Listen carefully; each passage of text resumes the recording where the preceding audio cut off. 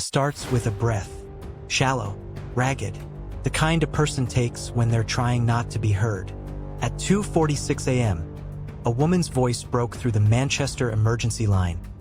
Terrified, whispering a single word, "Please," then silence. No address, no background noise, just the faint sound of footsteps and something metallic dragging across the floor. For 13 years, investigators replayed that call, every second, every echo, trying to answer one impossible question. How does someone vanish while the line is still open? It's been 7 days since the woman vanished. The official case file calls her Margaret Holt, 38, last seen at her home address on Hatherley Road. But within the department, no one says her name anymore. They just call it the call. That's how Reeves found himself back at her house, long after the forensic vans had left. The door is sealed with blue tape, but the house feels alive. Damp air moves through the hallway like breath. The curtains whisper against cracked window panes. Somewhere, beneath the layers of dust and silence, something lingers, a sound that doesn't belong.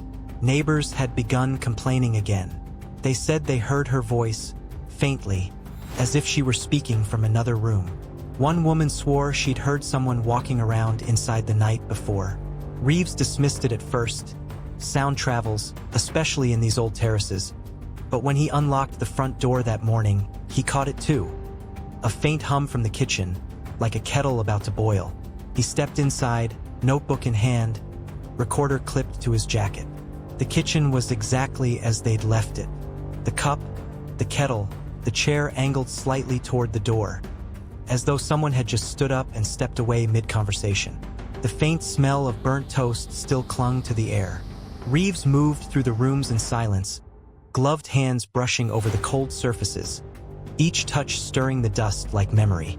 On the kitchen table sat a stack of papers he hadn't noticed before. City mail, adverts, and at the bottom, a crumpled takeaway receipt with a faint scribble across the back. Not a signature, a number, half erased, written in haste, ending abruptly after 5 digits. He slipped it into an evidence bag. The rest of the house was bare of clues until he reached the study. There, the laptop still sat open, its low battery light flickering like a pulse. Reeves connected it to power, and the screen came alive.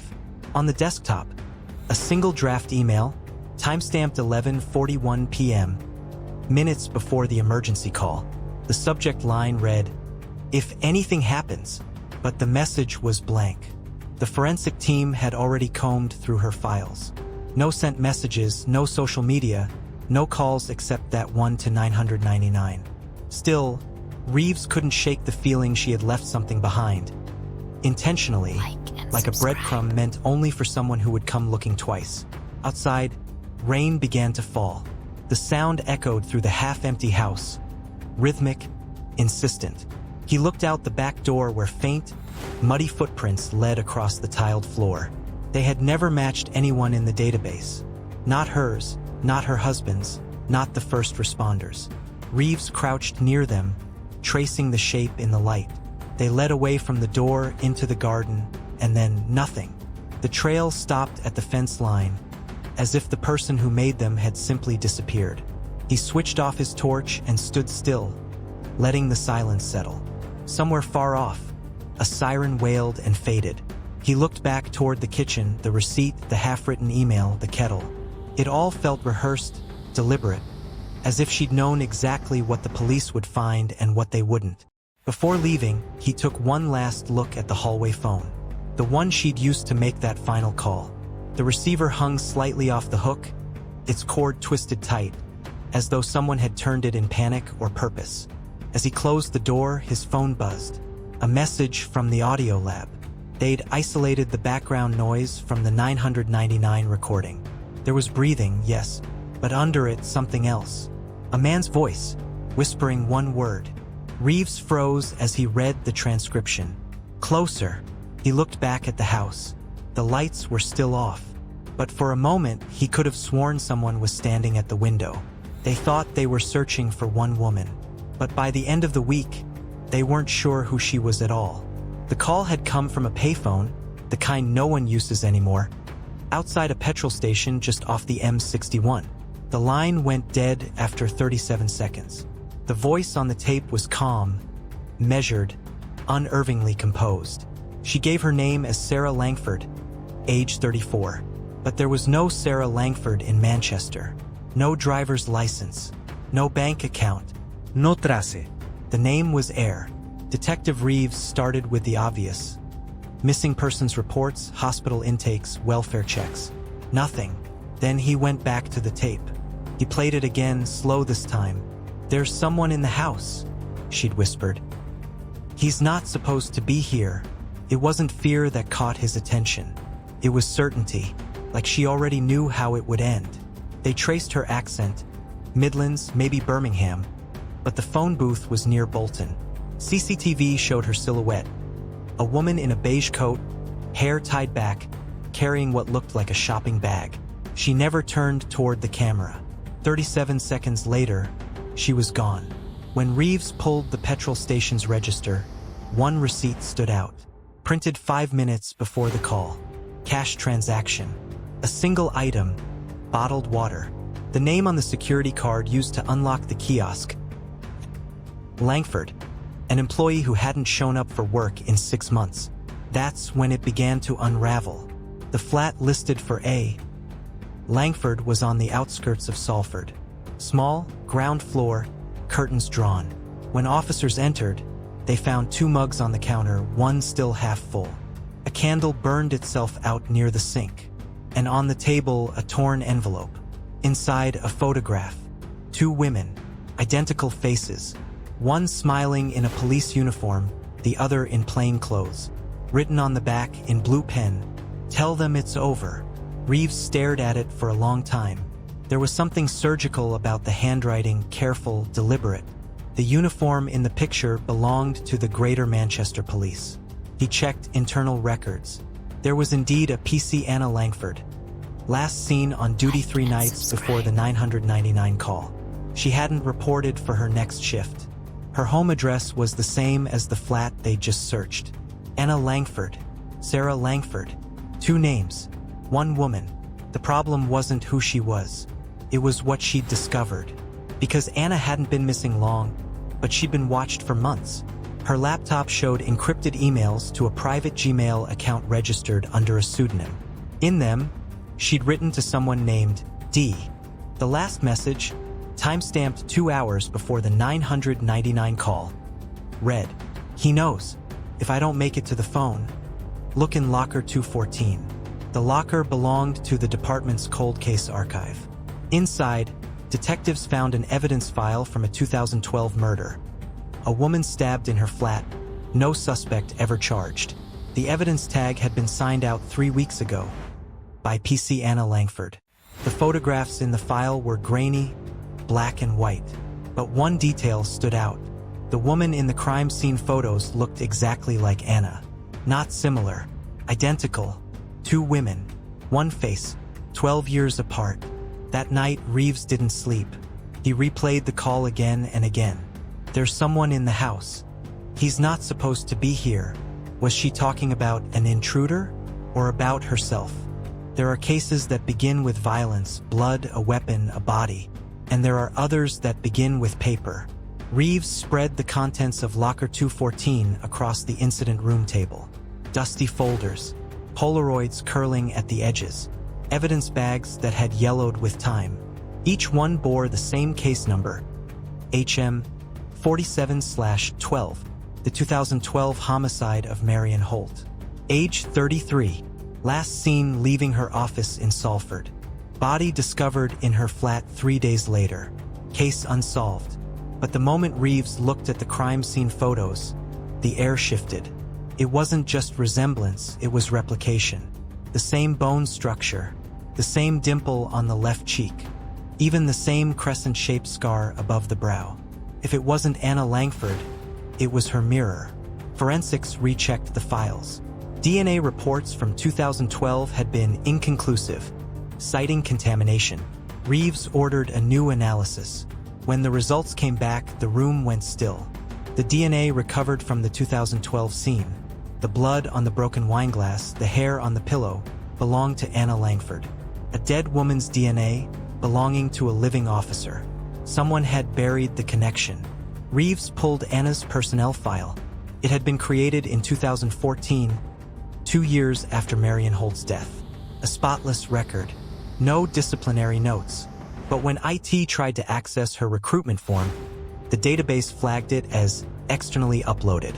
Not police-issued. Someone inside had built her a new identity. The call, the locker, the photo, all threads of the same weave. They went back to the CCTV footage from the petrol station. This time, digital forensics enhanced the reflection on the payphone glass. For a brief second, another figure appeared behind her, taller, male, standing just out of frame. Reeves froze the image. The man wore a leather jacket, his face half-turned toward the lens. When the team ran facial recognition, the match came up instantly. Detective Inspector Adrian Cole. Reeves stared at the monitor. Cole wasn't just anyone, he was his predecessor.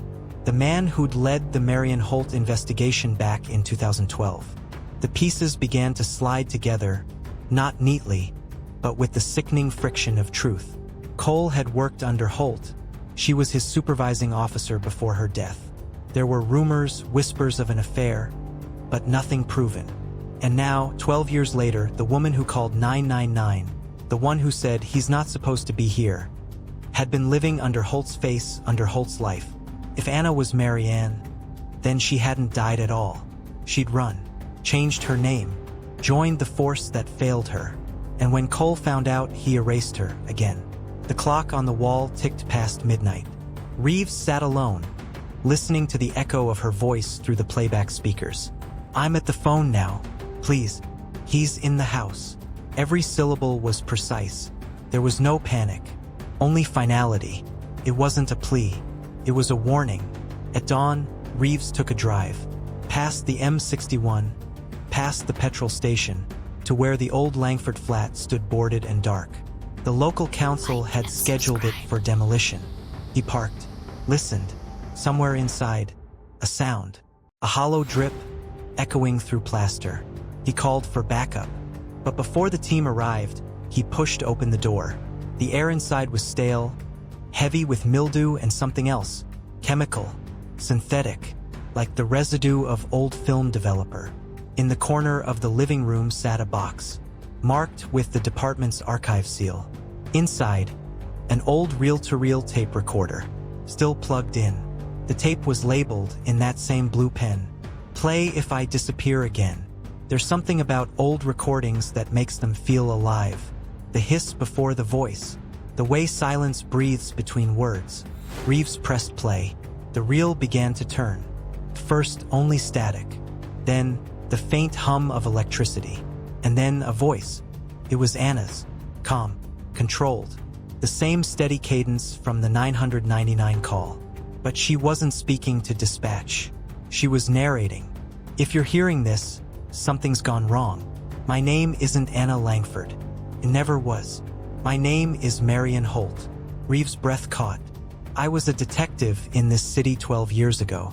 I was good at my job. Too good, maybe. I found something I shouldn't have, and they made sure it disappeared. They made sure I disappeared." Pause. Then the faint clatter of something metallic, distant. A door, perhaps. When the investigation closed, they said I'd taken my own life. But there was no body. That's because Adrian made sure there wouldn't be one.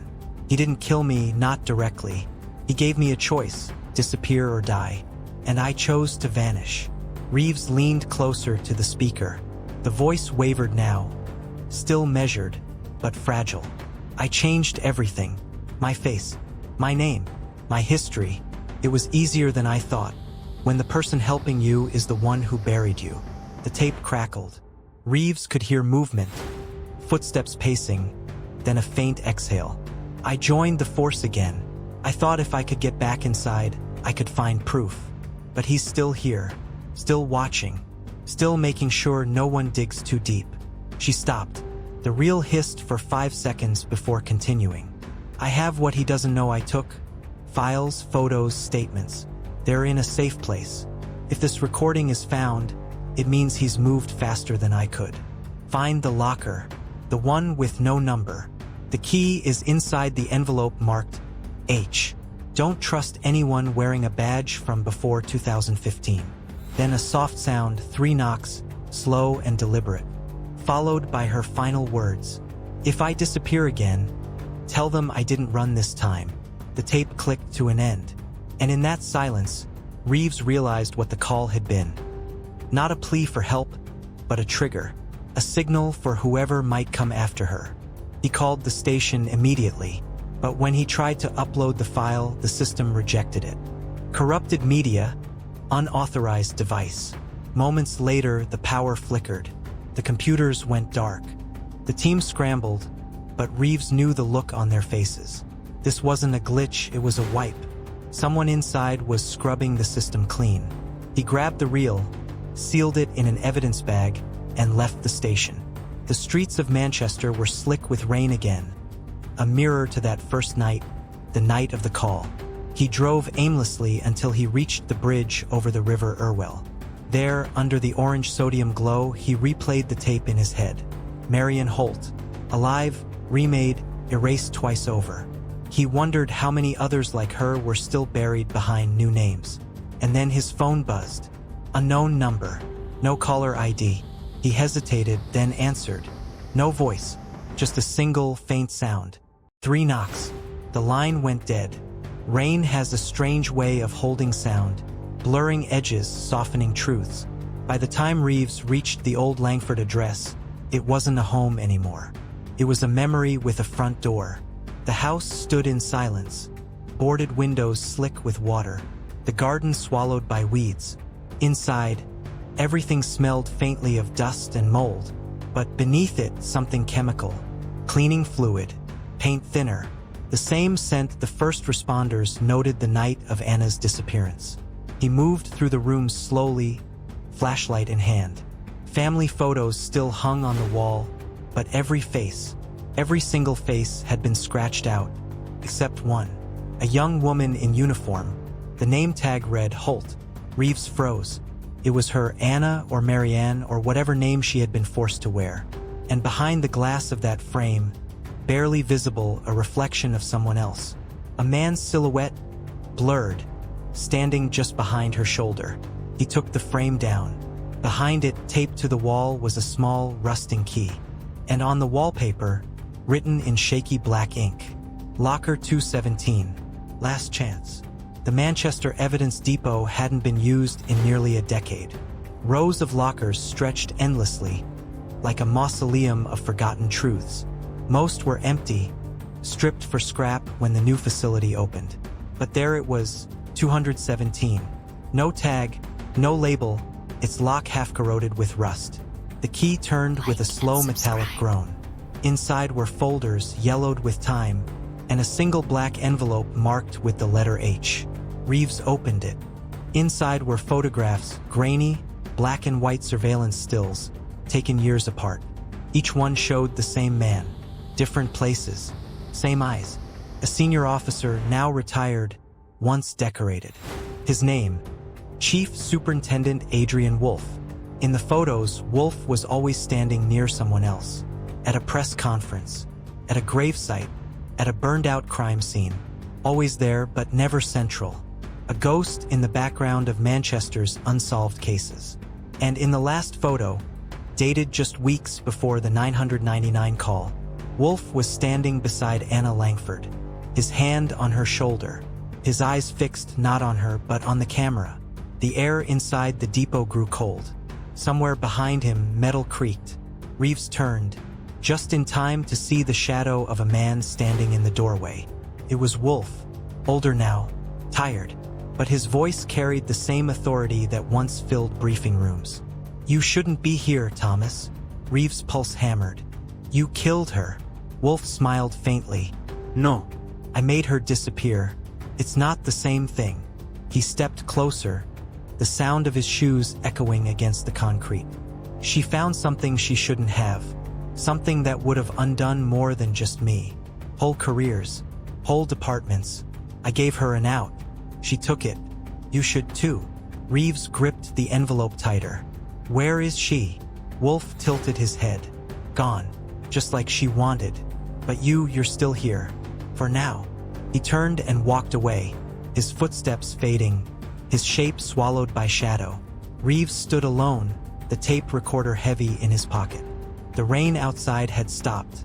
In the distance, the faint wail of sirens, or maybe just the echo of memory. He walked to the exit and looked back one last time at locker 217. The flickering overhead light made the shadows move like breath. And for a moment, he thought he heard it, that same uneven breathing from the 999 call. Not fear, not panic, waiting. He turned off the recorder and whispered into the dark. "You're not gone, are you?" The silence answered. And in that silence, he finally understood. The call had never really ended. It was still ringing, still waiting for someone to answer. Morning light crept through the cracks of the depot roof. Pale, fractured, uncertain. Reeves hadn't slept. The city was waking outside, but inside, time had stopped at locker 217. He played the tape again, the one recovered from Anna's flat. For weeks, it had been dismissed as corrupted, nothing but static. But now, listening through the hum, he caught something new. A voice, faint, layered beneath the noise. "If they find this, tell them I'm not missing. I'm hidden." Anna, her voice, clear, controlled. And then the sound of waves. He froze. Manchester was miles from the sea. But there was one place, a small coastal town where the police academy once ran off-the-grid training. Wolf had owned a cottage there. Reeves drove through the morning fog, the recorder replaying that single phrase again and again. "I'm hidden." By the time he reached the coast, the tide was low. The sea stretched out like cold glass. The cottage was there, boarded, abandoned. But on its outer wall, near the cellar entrance, a single mark in red paint. H. Inside, he found a basement filled with dust and old files, and a metal cabinet sealed with police tape. Inside that cabinet was a suitcase. Inside the suitcase, a passport, clothes, cash, and a photograph of Anna standing on a dock, looking out at the sea. On the back, one line written in pencil. "You can't disappear if you were never really seen." Reeves closed his eyes. She had escaped. Not as a victim, not as a fugitive, but as someone reclaiming her own name. He stepped outside, the wind tearing through the gulls' cries. For a moment, he thought he saw a figure far down the beach. A woman walking alone, coat drawn tight against the wind. He blinked, and she was gone. Maybe it was the light, maybe not. As the tide came in, he left the suitcase buried again beneath the floorboards. Some stories weren't meant to be solved. Some were meant to be survived. And for the first time, the silence didn't feel empty. It felt like peace. This was Trace Crime Files. Subscribe for more stories where truth is stranger than fiction, and justice is never as simple as it seems.